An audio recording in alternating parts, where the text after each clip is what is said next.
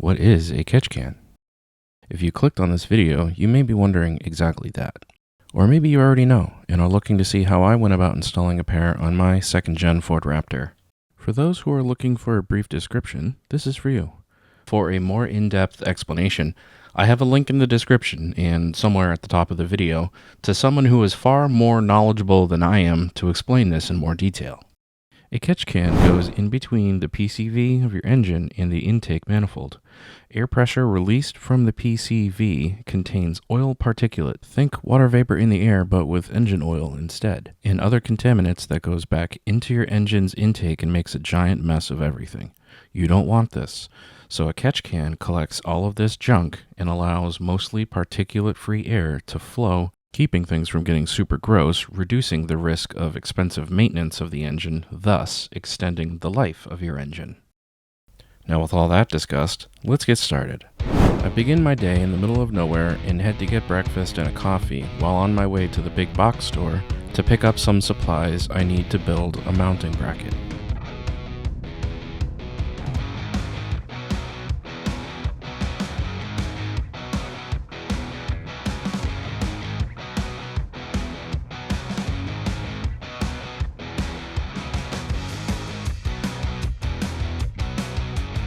Here I look at different types of flat bar.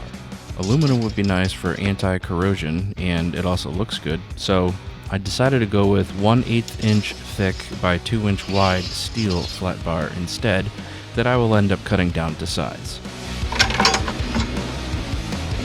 There are so many options for nuts and bolts, so I grab a bunch of stainless random nuts and bolts thinking surely a combination would work, and some washers for added strength, which will also make for a nicer looking installation.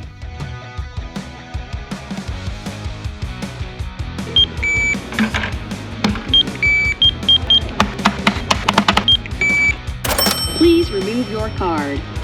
Thank you for shopping at the Home Depot.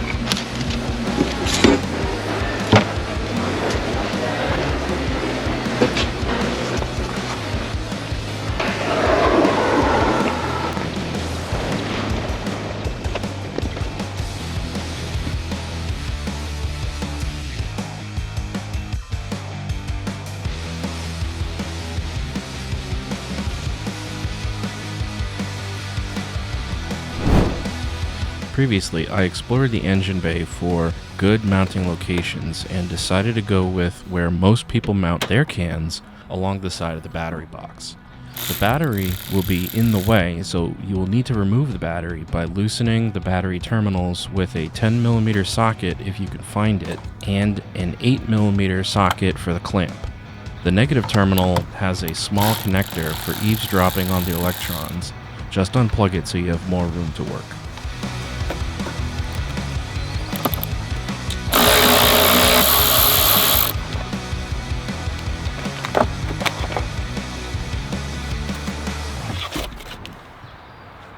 This is the catch can I went with.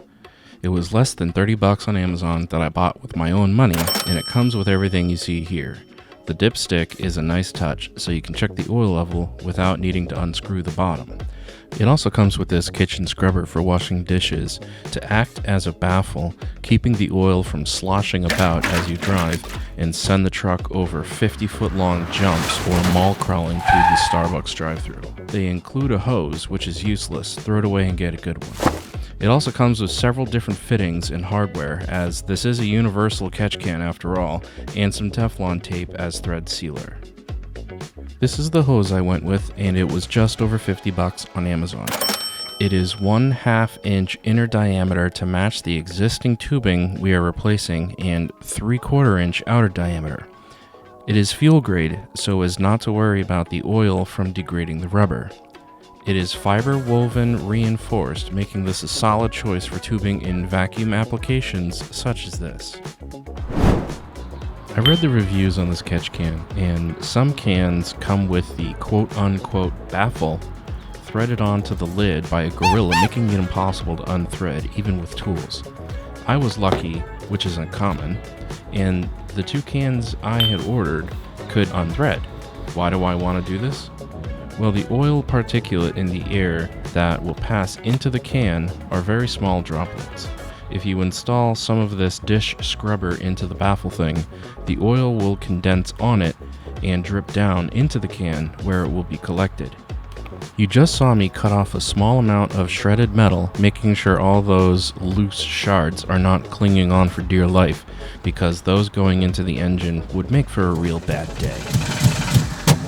Once all shards are gone out of the bundle, I pack it into the baffle thing and thread it back together and tighten it down to snug. I do this to both cans. The bundle of metal shards you see me use here turned out to be too much, and off camera I removed more than half of what you see, repacked the bundle, and tightened it down to snug.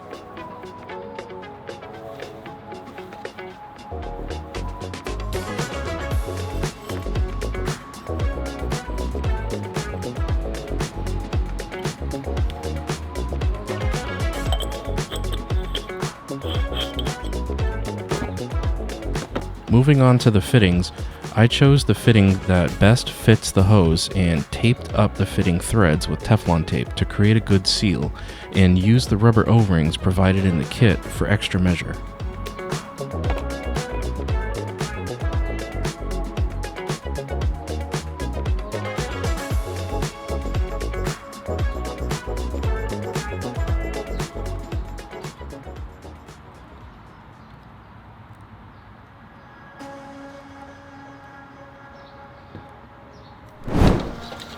Next up, you see me take rocket science level precision measurements for the mounting bracket I will be making shortly.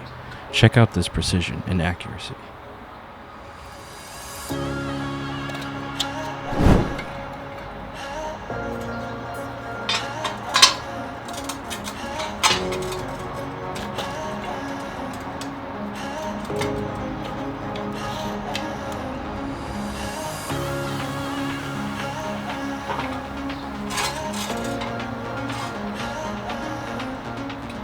Next up, I state the obvious and cut the flat bar down to a precise length from the measurement I took earlier in slow-mo.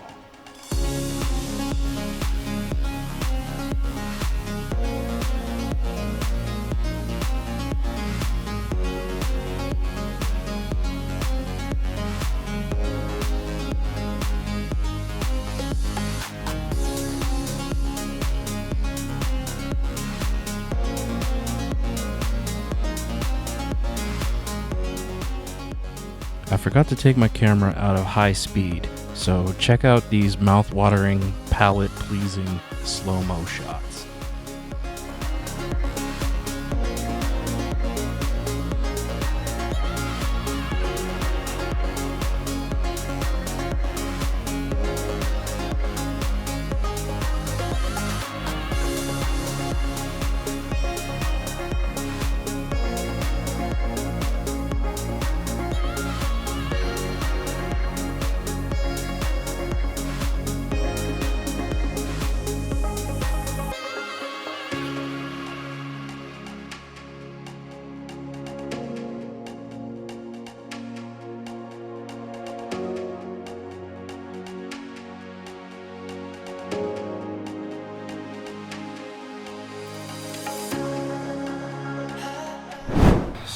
Stupid rain.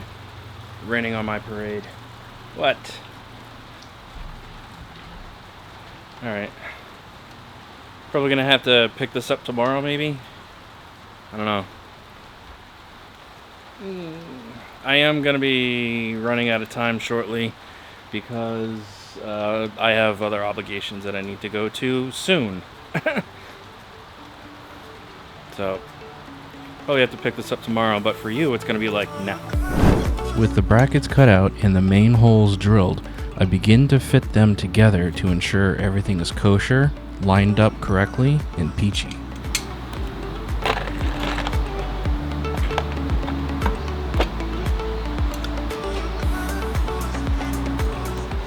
I didn't get enough of these. Well, that'll be an easy get later.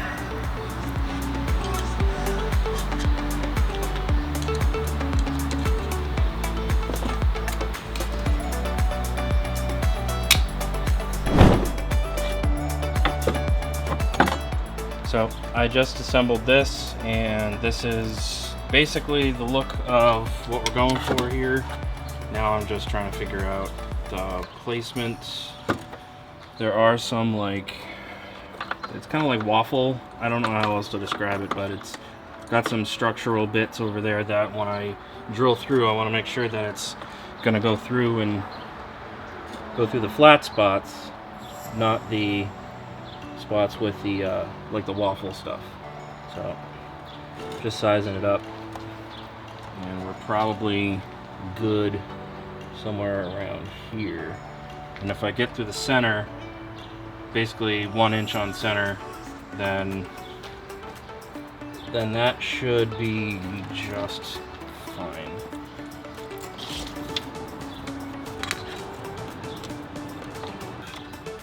Okay, that's what we do.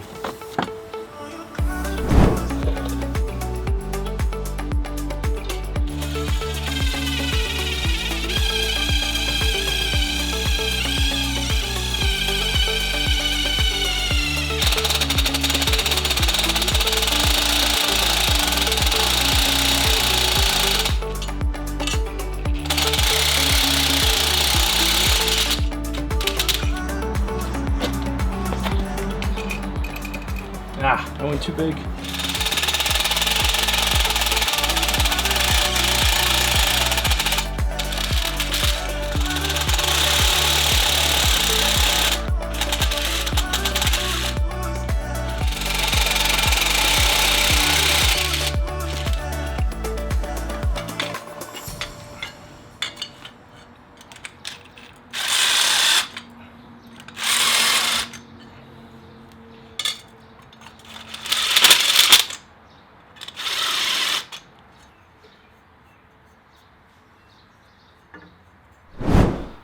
Alright, so for real this time, I need to take a break. Like I said a little bit ago when it started to rain, I've got some other obligations that I got to go take care of. The rain did let up, so I was able to get a little bit farther along. But basically, I got to call it quits for today. For you, you're going to end up seeing this right away. For me, it's going to be tomorrow. So just hang tight and just keep watching.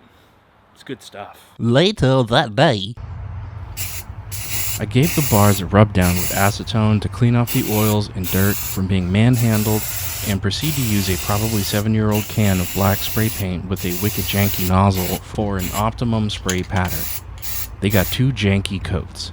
They actually look slightly above average.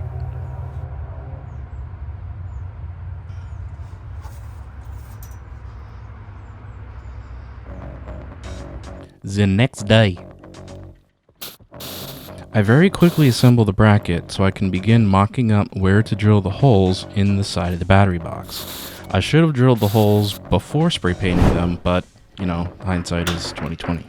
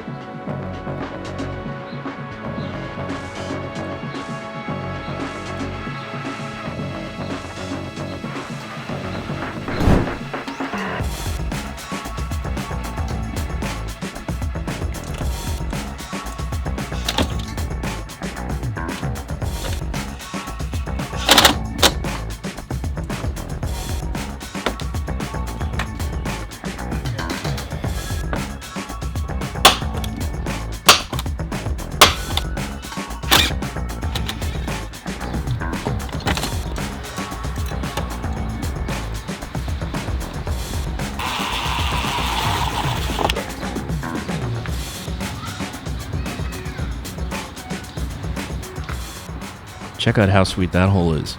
I did a bang-up job lining up the hole to drill where the bolt needs to get passed through.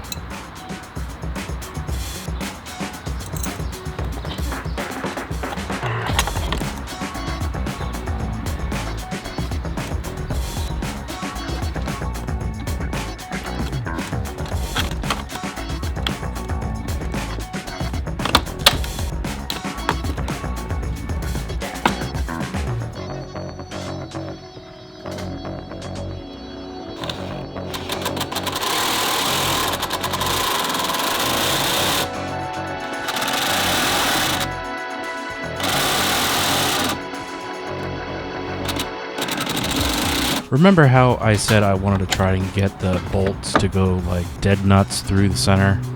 Yeah, look at that bang up job.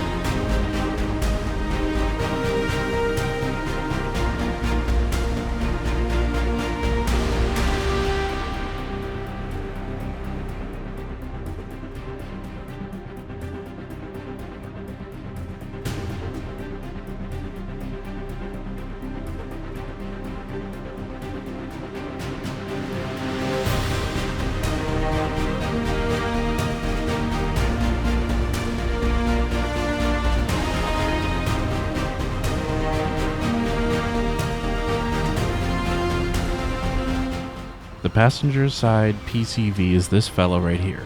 The connectors come off with a flick of a small gray tab and a tug. The driver's side is this longer fella with a sensor, and the other end is deep in the bowels of piping, which is shy and doesn't want to be recorded. Yeah, look, right there.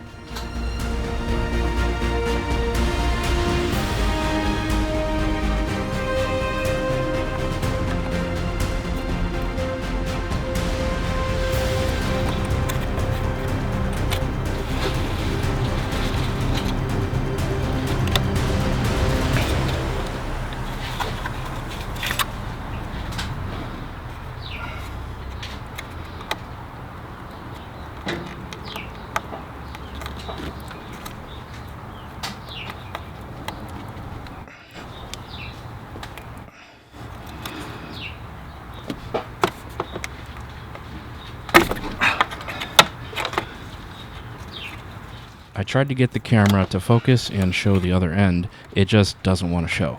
Trust me when I say, just stick your arm down there and follow the tube. It comes out with a tug.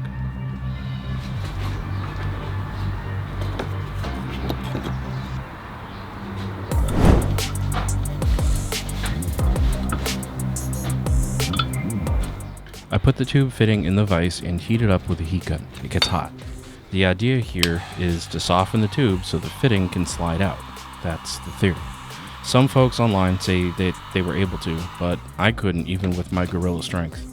I resorted to another method people use, which is heating it up and slicing it carefully with a utility blade, though this method does deem the tube useless afterwards.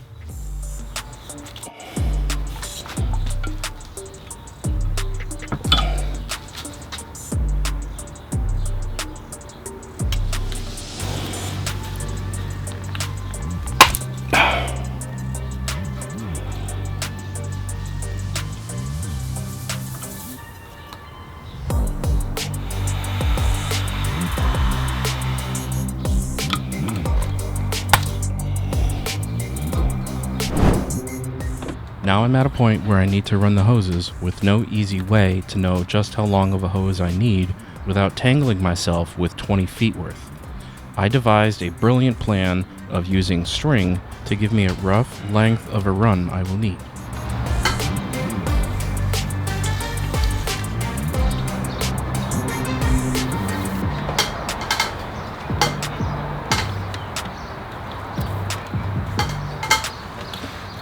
Once cut, I test the length of the hose before inserting the fitting to see if the length is good to go, and it is.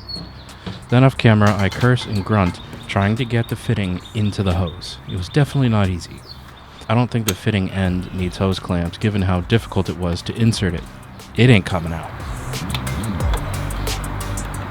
On the catch can side, you will need hose clamps here. I opted for the traditional, more trusted style of a spring hose clamp you will often find around an engine bay with rubber hoses. Don't follow my mistake of buying clamps that's inner diameter is the same as the outer diameter of the hose. I mean, it makes sense to think that way, right? The hose is 3/4 of an inch outer diameter. The clamp is 3/4 inner diameter. It should fit. It doesn't. I didn't account for the swelling the hose will take on when stretching over the fitting. Go with 1/8 of an inch wider clamp than the hose, and that should get it right. Watch as I struggle with these clamps. Woof. Also, make sure you orient the hoses the correct way if your catch can has a dedicated in and out fitting. Some make and model cans, it doesn't matter, but in my case, I have a specific inlet and outlet. The outlet of the can goes to the intake of the engine, and the inlet of the can goes to the PCV.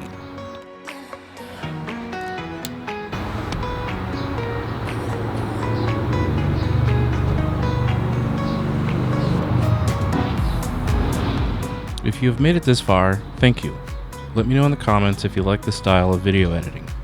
I usually talk and narrate while working, and I mumble and trip over my own thoughts, versus in this video where I basically write a script and make voiceover with my sensual ear massaging tenor of the voice. Leave a like if you found this video to be helpful, and consider subscribing if you haven't.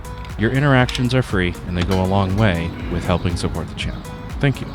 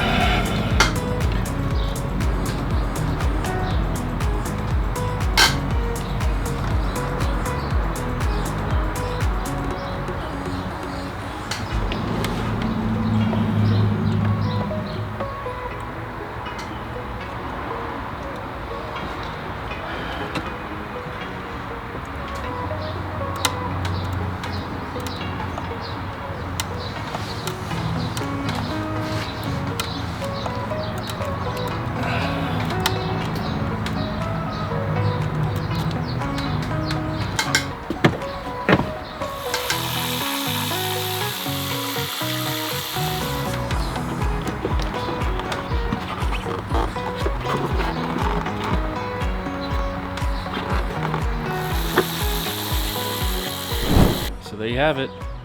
We got the catch cans installed, both on the vacuum side and the boost side. That should improve the overall health of the motor. As always, thanks for watching. Make sure to hit the like button, subscribe if you haven't, and we'll see you on the next one. I have the worst luck in the world. Watch, this isn't going to start now.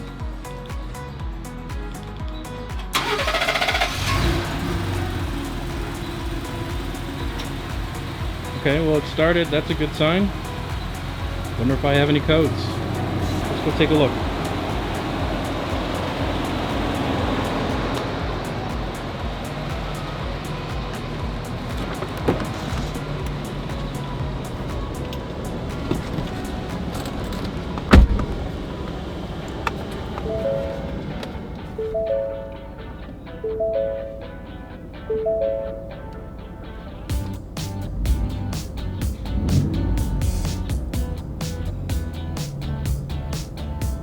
I think we're all set.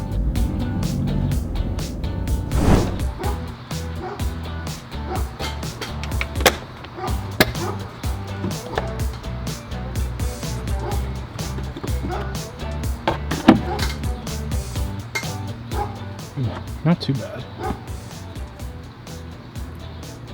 Not sure how many miles are on it.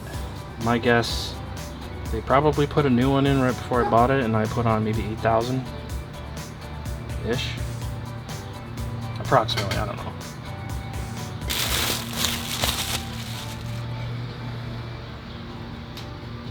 It almost feels slimy around the edges.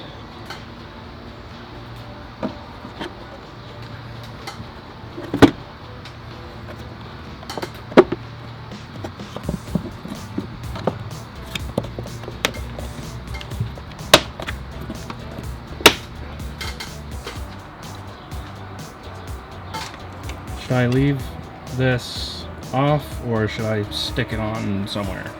Let me know in the comments. And this is a oil-less filter.